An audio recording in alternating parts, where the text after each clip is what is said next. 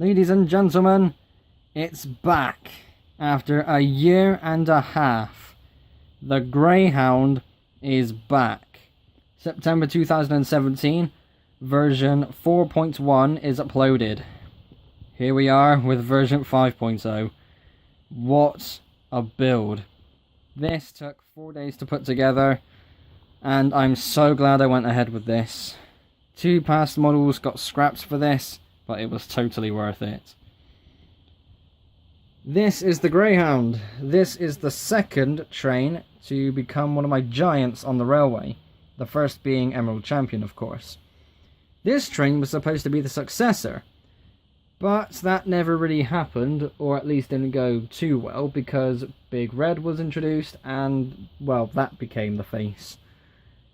But Greyhound is back and it is better than ever. It's using XXL wheels, it's got lots of bricks, lots of special features, and it looks so damn good.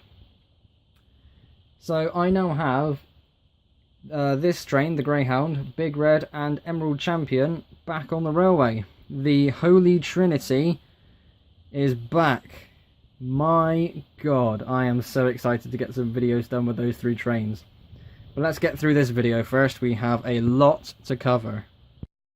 This is the front of the train and it looks so damn good. We have chunky buffers. Look at these. I am loving the chunky buffer design that I've been adding on more and more of my trains. It was originally going to be the standard magnet buffers, but the ones that I had were the ones that had the kind of plow, snowplow sort of thing on them as well. But they keep scratching against the railway, so I've replaced it with something brick built and it looks infinitely better. We've got a little standing platform here just to let people work on the light and get a bit of cleaning done or something like that, I don't know. It was some empty space and I thought I may as well just keep that there. This sort of front section was rebuilt after a couple of different ideas were attempted. So I wanted to try and replicate the design that I had for Big Red. So we got the funnel nice and tall at the front of the boiler, and there was supposed to be a pole with a light on it. It was very cool, but it was kind of unique to Big Red, and despite going through multiple different builds, I thought, nah, there's no point in trying to add to it or take away from it. Let's just keep it like this, and you know, as you can see, it stuck. Got plenty of slope bricks going on as well. We got the 2x3 round slope bricks at the bottom. We got the standard 1x2 chunky ones. We've got some smaller ones along the side, and it looks a bit overdone, it's got to be said. I might take off these smaller ones. It is symmetric, so there is one on the other side. And it looks a bit weird having them there, so I might take those off in a future date. The wheels are interesting because I am using XXL wheels, but I'm only using a set of 4 for each driving unit, so 2 on each side. This is a blind and that is a flanged wheel. So in order for that to actually stay on the tracks, I've needed to add another wheel in front of the blind one. So technically this is a 6-4-4-6. Just the center wheels are attached to the driving units, that's all it is. And these look pretty damn good. These are the wheels that are used on the Contraption Mark IV. I've kind of just taken the base apart and rebuilt it with different colours. Thankfully I haven't really been able to touch the wheels themselves because using XXL wheels can be a big pain in the ass, solely because they're 3D printed.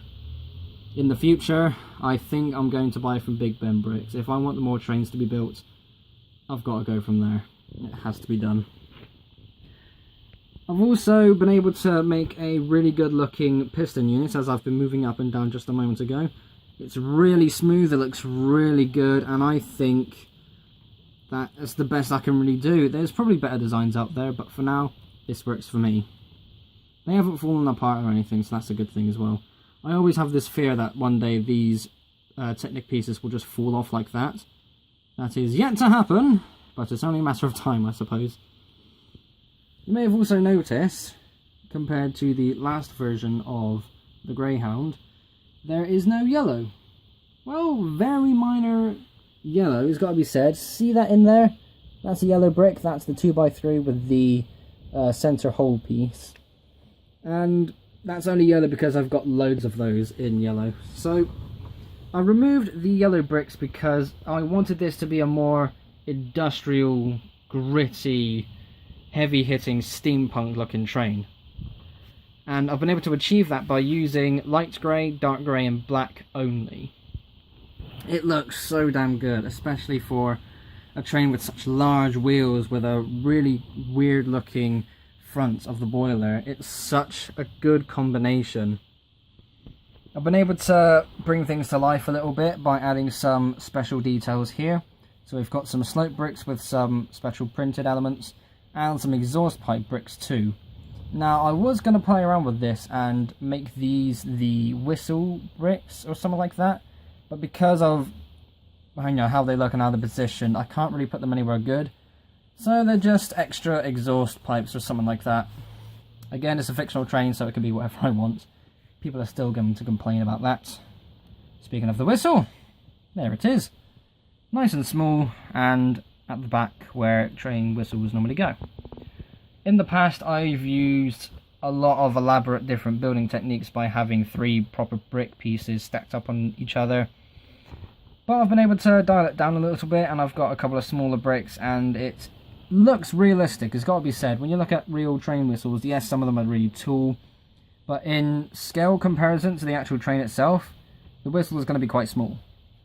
And I've also used some silver bricks instead of using the gold bricks. The silver bricks look better in comparison to the grey I've got going on this train. If I were to use gold, then I would have to introduce yellow to the train again, just for the colour combinations, and I didn't want to do that. So thankfully, silver pieces were to hand. The cab is a weird looking cab, but it's not a bad one as well. So I've been able to find my curved or arched window bricks, whatever you want to call these. They are nice looking window bricks, and I've used those as the windows for my cab. Because of the height of the XXL wheels in comparison to the standard train wheels, I've been able to heighten the cab floor so it's more appropriate for a minifigure to get on there. And because of that, I have another ladder piece to help people climb on and off the train. Going inside, it is not too bad. We've got some controls. We have a mini firebox of sorts going on there. We have a 1x1 cone piece in an transparent orange, I think is the technical term for it. Supposed to represent the flame. But yeah, we've actually got some cab details going on. It's pretty good. We've also got some window pieces that I used in a past version of Big Red. I'm pretty sure it was Big Red that used them, yeah. Anyway, I found them, used them, and it looks pretty damn good. All in all, big old boiler. Looks so damn strong. Looks so damn good. Can't wait to do the actual video for this train. The first tender is quite unique because I've used a building technique that I haven't done on any other train. We will get to that in just a moment because at the front is of course the cab. It is kind of mirrored from the original cab for the first boiler, but just without all the special details. It was built up a little bit differently, as I will get into in a moment. But I've been able to use an arch piece, as you can see there, with a hole just to represent the firebox. It's a pretty good looking cab, it's got to be said though, despite it being a lesser cab, so to say, because obviously the first one on the boiler is going to be where all the main controls are.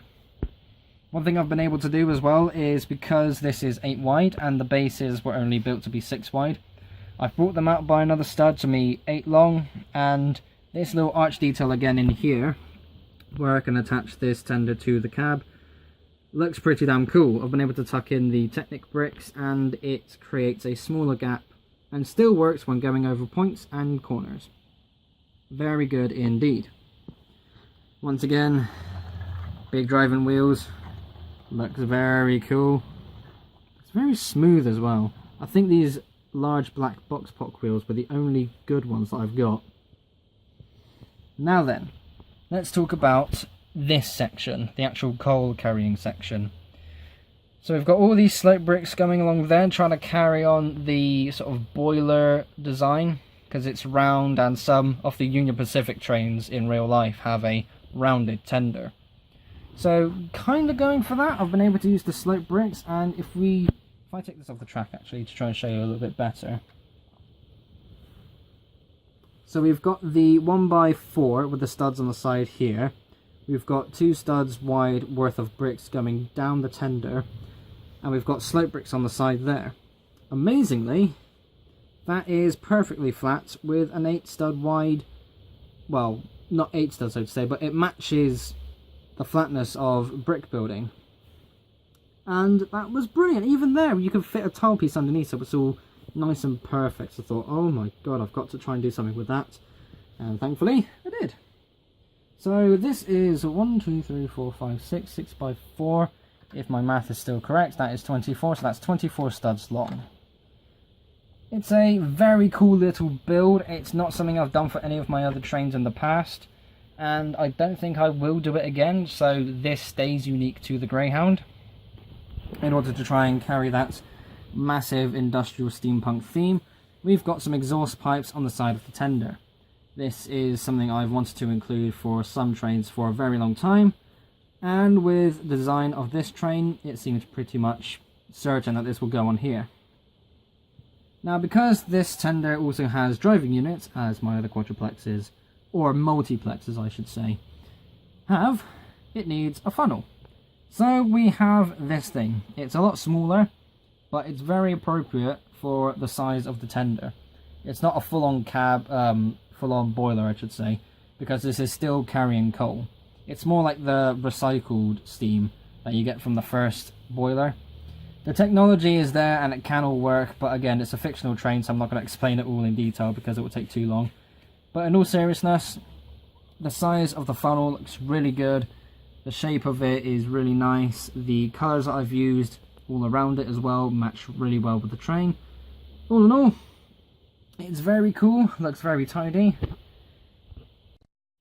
And of course, the water tender. So, this is one of the coolest looking tenders I've made, it's got to be said.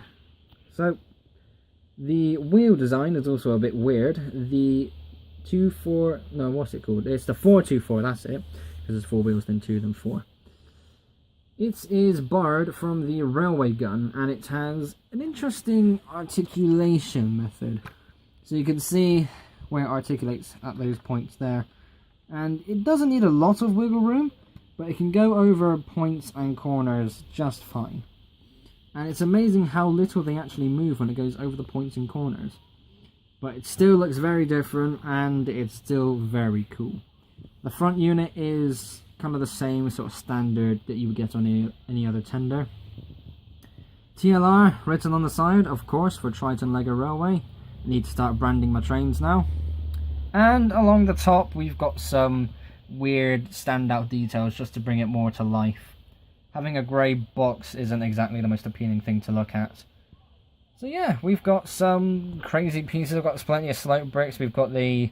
oh, we've got 2 actually. We've got 2 different valves. They are different sizes. This one tends to fall off even if you just breathe on it. Some pole pieces which are very cool for steampunky looking trains. And a couple of exhaust pipes, again, not really to serve any purpose, but just there to help bring it more to life. The shape as well, I think, looks really good. It's built up to match the height of the tender that would sit in front of it, but it's also been lowered down a bit at this end, so it matches the height of my coaches. And it genuinely looks like a really good tender. I could definitely see this sort of front raised area here be rebuilt to hold coal, and that whole drive wheel tender be removed, and that's how I think it would look if it were a more realistic train, so to say. But come on. Yeah, it's a good looking tender. Let's put them all back together for one last look. And there it is, the Greyhound version 5.0. A year and a half in the making. It is finally here. Oh my god, I hope I have space to put this with the other trains. I'll make some room. It's so good to see this again. It really, really is. 4 days of building to make this absolutely worth it. Ladies and gentlemen, your interest in the channel is what led to this coming back.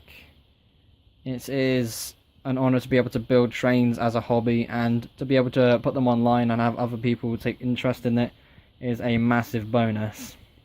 I've had people say to me to bring the Greyhound back, and other trains of course, but this one hits hard because, again, this was the second giant ever on the railway, and it deserves to have that spot back as one of the three faces of the railway.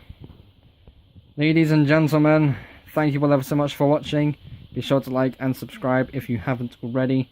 I will see you all in the next episode. Bye.